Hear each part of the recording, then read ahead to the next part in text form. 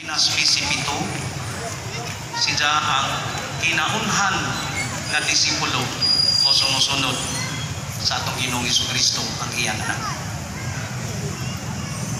Na diha mismo nga nung ila siya nga kinaunhan nga disipulo tungod kay diha mismo sa iyang kinabuhi, siya sama sa iyang anak nagmasidugtanon sa kabubuton sa amahan.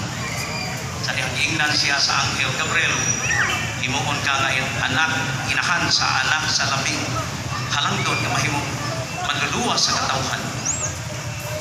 Kaya ito yung clarification nga gihimo, how could this be? Kung saan ni pagkahita po, ulay ako. Pero after that clarification, mingon na yun siya, oo, matuman din ka na ko ang plano sa Ginoo.